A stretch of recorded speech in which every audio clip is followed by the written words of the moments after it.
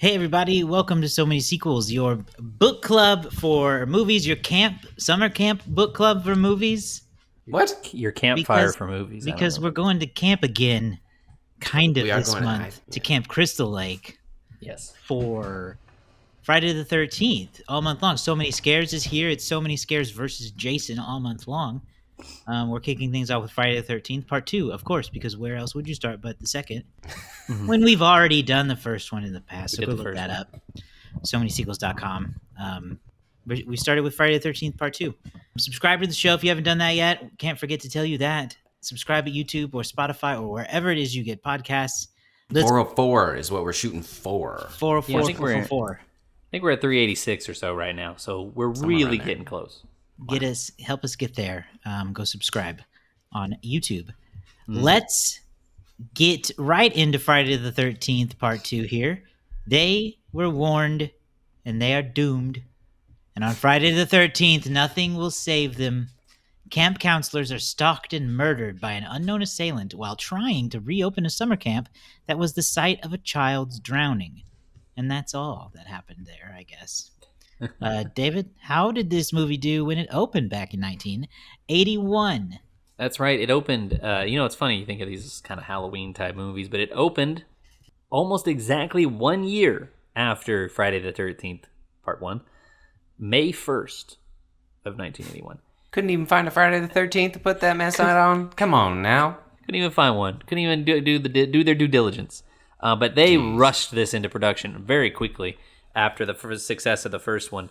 So it made $6.4 million in its opening weekend, which is about $1 million better than the first one did. However, it would not leg it out to be quite as successful as the first, only finishing with $21.7 million.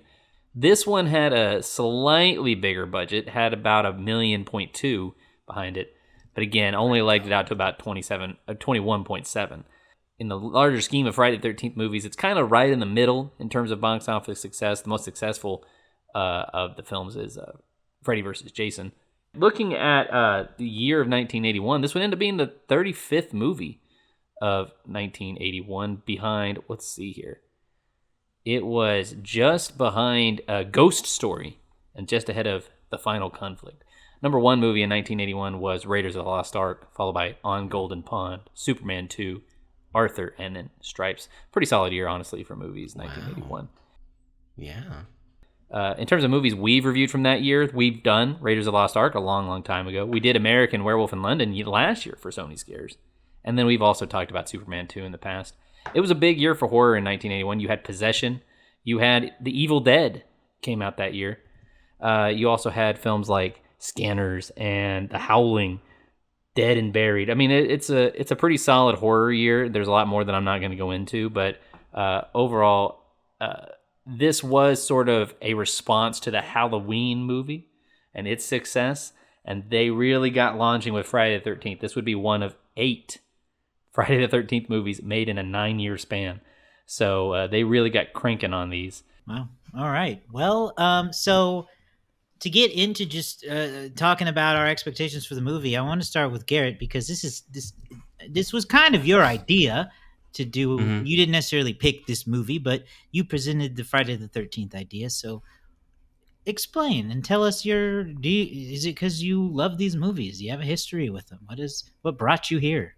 We're running out of horror movies. Oh, no. So I thought, let's change up the that's theme. No, we're not running out of horror movies. No, but I do think it's fun to change it up a little bit. And David had mentioned that was one of the things that got his interest whenever he hadn't joined the show yet. But he was like, us talking about Michael Myers in our Halloween breakdown over the course of that franchise. I thought it would be a good idea to look at another serial killer when we had done Friday the 13th for Camp Month. So I thought, let's just keep going. Let's get these, because we're never going to pick on our own Friday the 13th Part 4 Jason. Like, we're not going to get there unless we just have nothing else to do. So I thought, let's focus here. And I'd actually, when I was younger, Freddy and Jason were two of the slashers that I could watch and handle. And so I had seen this one when I was a kid, rented it at Blockbuster or something, and watched it around Halloween time. Don't remember much about it at the time, but I was not I mean, let's be real. This franchise doesn't necessarily have the best reputation, so my expectations going into this were not high. What about you guys? Well, obviously we've talked about it many times over the years. If you go back and listen to any of the classic So Many Scares, I was not really a horror movie person. Kind of a big baby, very much scared of scary things. I don't respond well to spooky behavior. But at the same time, I always knew that like Jason is like one of those iconic horror movie characters. At least he became that over time. And so I was really interested after we watched the first one for summer camp month to kind of go back and see how this iconic character, or how it unfolded, how it happened, and being able to go back and look at it in real time. I'm kind of excited. So with this one, I was excited to get started, even though I liked the first one. I thought it had its issues at times. I liked the first one, so I was kind of excited to see, okay, well, what did they do? They saw an instant success, and they said, how can we move this? How can we keep moving with this? So I was, although I had heard it was not as good as the first, so I had tempered expectations, but I was excited to start the journey. Yeah, I like Friday the 13th as a franchise. It's not a movie series that I obsess over and like have seen a bunch, so I really didn't have expectations for chapter 2 here. Other than I never really remember the details of like how did they make it where it's Jason again, that kind of stuff. Like I'd forgotten that he still didn't have the freaking hockey mask in this one. I'm like, when does the hockey mask happen? Takes forever for him to get that iconic look, I guess. So, I had pretty reserved expectations, I think, because I just didn't really know what I should expect, and I think I got what I would have expected. It's very, Same but different. same but different, and not really even different. It's very similar to that first one. They do not stray from the idea of just like teenagers getting stalked and slashed at night in their summer camp. But I guess we get a flip on how the first movie starts out, or it doesn't start out, but the lesson of the first movie is that Mrs. Voorhees was getting revenge for Jason's death. And now it's flipped. They've just decided, well, what if Jason comes back and he gets revenge for his mom's death? So interesting there. Yeah, I think that when this franchise started, I don't feel like long-term storytelling was a thing that they were thinking about. When we talked about the first one, we did talk about how it was trying to be like something relevant, like similar to Halloween. Yeah, that was kind of how this whole thing started. And so the idea of the first one, watching that one for camp, and the story behind it, there's something there. And I think that this one has moments of ideas that are good. I think you bring a zombie child back to life in the first one after his mom dies. You could talk to me into a horror franchise that turns that into a flip where now he's resurrected from the dead and on a vengeance path himself. I could see that. But then you go and kill the girl from the first movie in the first 5 minutes. Long time. And you kind of lose all connection to anything from the original one. And that's where I think this movie and the franchise just go off the rails immediately, because now Jason's lost his point. Yeah. He got his vengeance. Now he's just, I guess, angry. copying what his mom did. Yeah, it'll be, I don't know, I guess if we look into the lore of chapter 3, because I don't think we're watching that one, but maybe it's explained. Oh, you did? Yeah, he does. He gets his revenge pretty early on when Alice takes an ice pick to the head. Yeah, and apparently, he put his mom's severed head in the fridge. I thought that was just some dude, but that was his mom. That was Mrs. Voorhees. Right. Makes a return there. Doesn't everybody carry around their mom's severed head? Well, once it's severed, I guess. That's the hard part, is the severing. Yeah, and I do appreciate, I mean, her being killed, I appreciate the very least the element of continuity, because they could have not done that.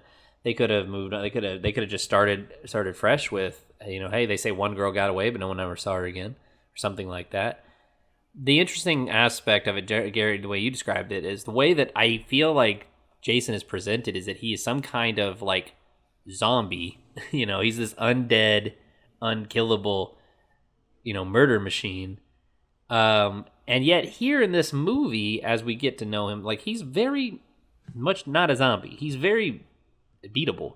Like, he doesn't get beat, but he feels like there's a lot of things. I want to get deeper into Jason because like for the first hour of the film, it very much, like you said, it's very repetitive of the first movie, where it's a lot of like POV kills. It's a lot of murders that like you only get to see like a glimpse of. It's very guerrilla style at times, which is a lot of the voyeurism or whatever, him watching people and then sneaking up on them when he can. There's a lot of instances of people just looking dead into the camera, which I thought was at the very least a really interesting choice. Like, there's several times that the characters just look right into the camera as though they're looking at Jason or looking at somebody, but they're not.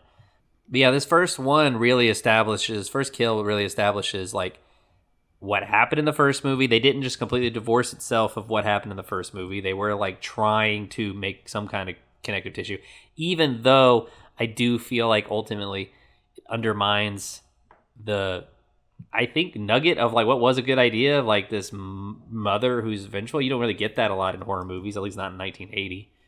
And just like bringing Jason back because they're like, well, we can't have it be Mrs. Voorhees again. She's dead, so we got to have somebody else. Let's make it the kid that was supposedly dead. Now he's just not dead. He's just grown up. He's not even the little boy we saw at the end of the last movie. He's just a grown man. Well, and I'm curious if, let's say that we hadn't seen the first one and we did dive into this as the first, because like this one really is, as I assume we'll get deeper into it, we'll see that this is how the franchise launches. Can I interrupt to just correct something real quick that occurred to me? By all means, please. At the top of this episode, when I read the description for this movie, I read the description for the first movie, and none of us even noticed because it is that similar. Thought experiment. Please read them both now, if you don't mind. Okay, well, the first one, to remind you, was they were warned, they were doomed, and on Friday the 13th, nothing will save them. Camp counselors are stalked and murdered by an unknown assailant while trying to reopen a summer camp that was the site of a child's drowning. Mm-hmm. Okay, and then we'll go to part 2. The body count continues.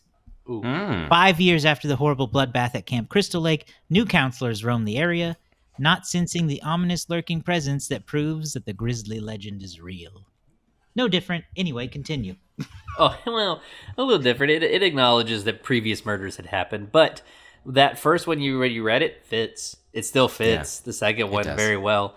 I do appreciate that at the beginning of this movie. So they have that cold open, and then they introduce all these new campers, which only I think 8 of them or so. Like, they introduce like a whole bunch of counselors, and then like 8 of them get killed. But they have them sit around a campfire and they talk about Jason and they talk about Mrs. Voorhees and stuff. So like it establishes a little bit of like getting you in that zone. They talk about the idea that like Jason himself may still be alive. They established that it was 5 years ago that the original murders happened, and that 2 months after the girl survived, she went missing.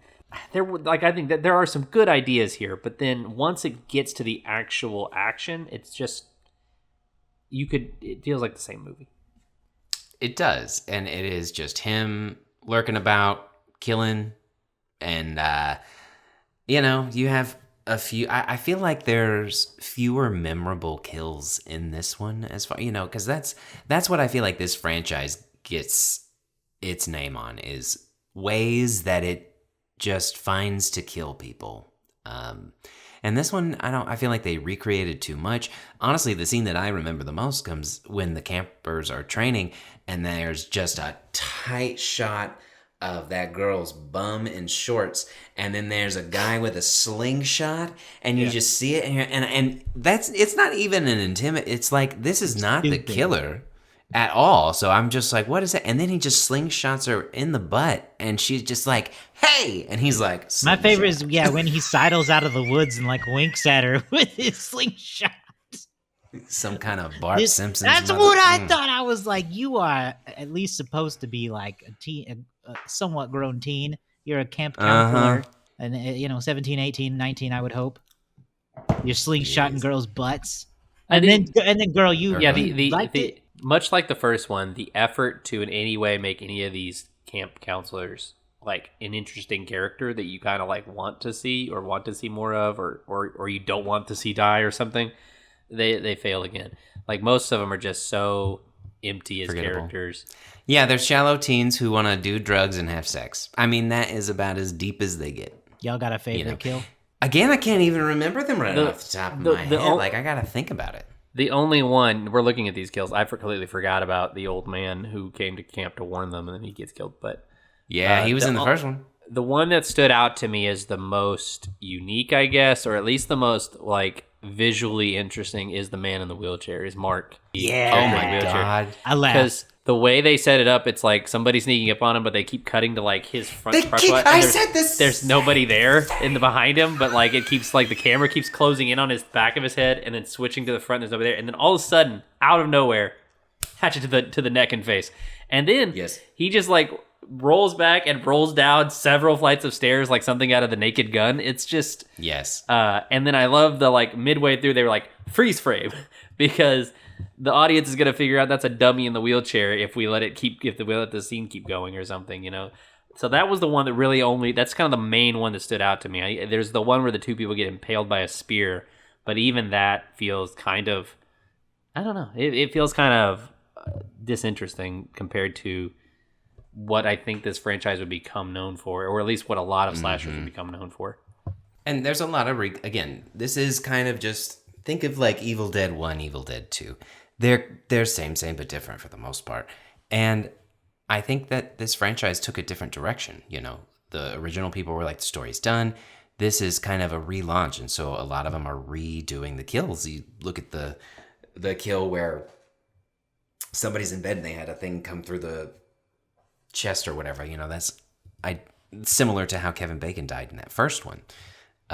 Yeah, It's just stabbed through both of them and the bed. yeah. This time it was just a 2-for-1 special instead of Kevin Bacon. Right. One of the other ones that stands out because, and I guess we could use this as sort of a transition into Jason himself, but there's a policeman who is rolling through and he's like checking in on them every now and again, but he starts chasing literally nothing through the woods. Like I keep cutting to his perspective and he doesn't see anything. He's just going, stop there. And he eventually finds a shack that we presume Jason has created and maybe been living in all these years with really awful looking conditions. I mean, he's been dead for a long time. He doesn't know how to live in a nice house. He gets claw hammered in the back of the head after discovering something that we don't get to see just yet.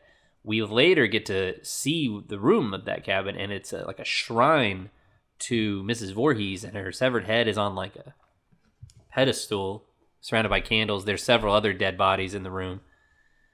They really, I think, tried to create some kind of mythos for Jason here that I don't know. I guess arguments could be made to how successful it really is, but they tried to create some kind of motivation and mentality to put you in with his character. I don't know. What do you think? Does that work for you? Does the idea of Jason just sitting out in a shack waiting for a Friday the 13th to happen make sense to you guys or work for you guys? It sort of does for me now, all these years later, just because he becomes he's one of the founding fathers of like horror characters. I think horror movie characters. So like Michael Myers is a similar thing. Like he just kind of like comes out every once in a while. For same thing for Jason here, and it creates this fun thing with the audience where you can tie it to whenever a real Friday the 13th comes up. Yeah. and kids can tell this story, and so like it does work for me. I kind of like the supernatural aspect of the unlucky number. Well, and I would love, because like eventually that's where we're going to head towards. We're going to head towards this sort of devolving into a supernatural almost character. I would have loved if he went into this office, if he went into this shack, the policeman, and he found like a calendar that had like, Friday the 13th circled on it. Because to me, the funny aspect of the idea, at the very least, the first film is implied to take place on Friday the 13th. And you have to assume the second one also does, but Friday the 13th happens usually once a year. It could be any month. It can happen to up to 3 times a year, apparently, according to what I've just Googled. But it would be really funny to me, just the idea that like Jason is in there and he's got like his machete on his back and he's just like just scrolling through, going, no. It's like, dadgummit, I gotta wait till October this year for a Friday the 13th. Dadgummit, Guess I'm I just like that chilling. they gave him an idea of a mythos because, again, the pieces of this movie that I did like, I liked. We haven't really talked about any of the characters because it don't matter, but we'll talk about the final girl, Ginny, because she does bring up an interesting take on this. David, you mentioned the room with Mrs. Voorhees mummified and preserved and dead and whatnot. Well, in order to save herself, she puts on the sweater and pretends to be Jason wearing a bag's mother. And he listens and obeys. And so he clearly has this connection. And so I like the idea of Jason, the myth, or the real Jason, because he was real and he died. I like the myth. I like the idea of the myth being born after his mom dies, but come to life. Like, mother trying to avenge her child, dies in a tragic way at the same place the kid dies. It like stirs this emotion. He comes up to torture her, right? And like, if he wants to lurk around that area and hang out in a shanty shack, he can. That's his ground. He can do that. But the way that all of the logic just goes out the door almost immediately after that, because they just throw it all away. But I like the idea that she presented of being able to control him by becoming the mother. And so some of these things, they have a good avenue. I appreciate that with this Jenny character, there was a thought here. They said, let's make this character a child psychologist. And they have they're at the bar, and this might have been one of the more talky scenes of the movie. She's trying to talk through the idea of Jason as a character, as a child or whatever. Yeah. And it kind of doesn't make a ton of sense because Jason would have died in theory before his mom died. So how would the death of a mother impact the death of an already dead, or impact an already dead son? It doesn't quite work, but they tried to establish this idea of her. And so when she's in that moment, what's racing through her head is okay, this character is obsessed with his mother. If I imitate his mother, maybe I can control him long enough, So I think that the idea was there. I want to talk now about Jason as sort of a proto-Jason that we get here. He's got the bag on his head. We get a glimpse of what he actually looks like later in the movie, but I like how fallible Jason is in this movie.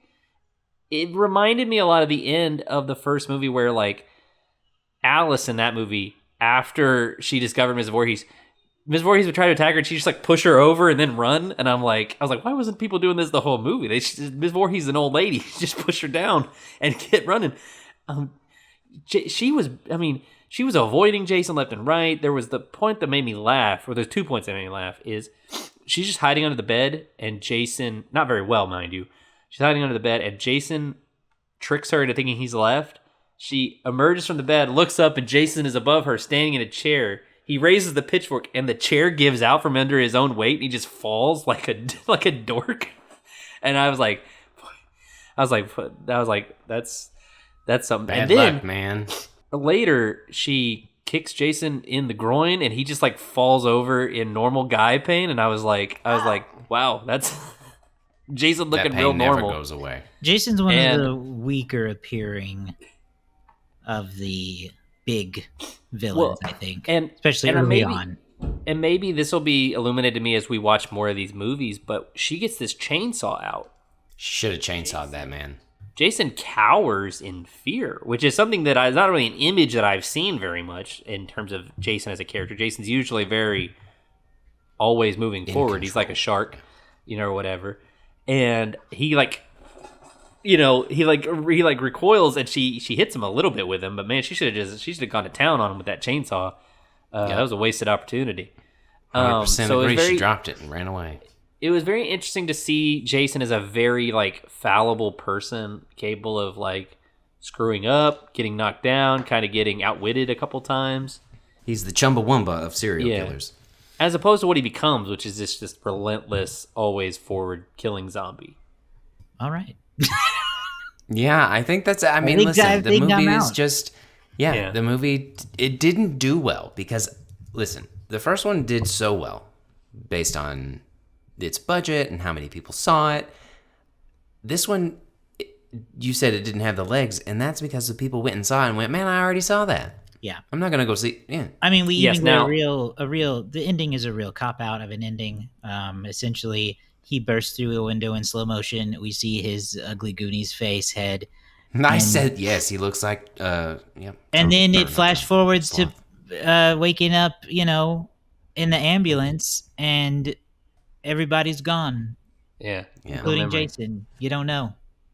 And even though it was not as successful as the first one, it was still more than successful enough to greenlight a part 3, and then that one was successful. I mean, because they made these for nothing, and that's sort of the hallmark of horror is the budgets for all of these movies. The most expensive movie in the Jason franchise is Freddy vs. Jason. That had a budget of $25 million. Everything else is under $5 million, with the exception of the reboot in 2009. That one also was, but that was only $17 million. They made these for next to nothing, and so they could just put them on the movies, and if they made $20 million at the box office full run, good to go. Solid. Why? They don't mind. So this franchise would be successful regardless of how captivating it really was. That's our first So Many Scare of the month, Friday the 13th, part 2. Don't know that there was really any scares. We really did not even talk about if this movie is scary, because it's not. No. Oh. Well, I was nervous at the beginning during the cold open. You weren't scared. I wasn't scared, but I was nervous. Really though, there's not a lot of. I don't even feel like there's a strong attempt at instilling fear in this movie. I feel like in the 80s you didn't have to try quite as hard, but. All right, let's get into our final rating and review of Friday the 13th Part 2. David or Garrett, do you want to do the honors with it being your month's pick? I guess. You pick the theme, you kick off the first. Yeah, I've seen the first one so many times and gone through loving and hating it and loving it and hating it, and I was really glad that watching it for Camp Month, it got me in this is really good and I like where they're coming from. This one, unfortunately, did not live up to that standard. Despite its best attempt to do so in looking like it in a lot of different ways. I know that a lot of these are going to get worse, so I've struggled on where to rank this, but I'm going to give it 2, which is underwhelming, not very good. I also want to give this movie 2 stars. I think it was okay to disappointing, but it's mostly okay for what it is. Yeah, it's a bit repetitive. There's definitely some forgetful elements. I'm gonna say a 2.5, just because the first one I looked and I gave the first one a 3, so I didn't have a high barrier, a high mark for this to reach to begin with. But I'm gonna give it a 2.5 because there were moments I enjoyed, there were nuggets I enjoyed, but overall just kind of disappointed by the continuation. All right, well, that's our ratings. Let's look through some of the most popular reviews here on Letterboxd while we think about what this community has given it. First review here is 4 stars. Hotter cast equals better film. Take their word for it. 3.5. Hot take alert. The bag is also cool. Bag was cool. It had Bag the was one really eye hole. 2.5 Oh. stars. Stick the chainsaw in his ass, you friggin' dummy. He's practically begging for it. 3.5. Is it wrong of me to enjoy the wheelchair guy's death so much? Hey, there you go. There you go. 3 stars. I love the reveal in this movie that Jason is some dumbass loser. And then finally, 3.5 stars. I love that Jason is a big dumb idiot who keeps falling down because he only cut one eye hole in the sack over his head. Yeah, it does mess with your depth. See, and I feel like people thought about that more than we did at that point. That's good. Just some dumb idiot. Well, Josh, you are still in last by 1 point. You are at 12. Ooh. I am at 13. Garrett is at 16. This is, of course, the letterbox game. The game where we try to guess the letterbox score. I want to pick 2.6 for this one. 2.6. I will say, because I honestly want to be in that same zone, I'm going to say like a 2.8. Ooh. I'm going to go lower and do a 2.4. Okay. 2.6, 2.8, and 2.4 from the gang here on the show. Let's see which of us were right or closest to right, I guess. We do not have a direct hit this week on the show, and we don't have a need for a tiebreaker either, because we were all off. Okay. Oh. This movie has a 3.0. No. So David wins by being closest, but 3.0 from the Letterboxd community for this movie. Wow. Well, I I'm mean, surprised. listen, this is one of the middle ones, and if we're... Hang I on, can't what was imagine how bad it's going to get. You know? I'm surprised. Oh, what was the first one? I know. The first one I'm was gonna have also a 3.0, so that's shocking. Interesting. Okay, well that pushes me up to 14. Josh just behind at 12, and then Garrett at 16. So, All right.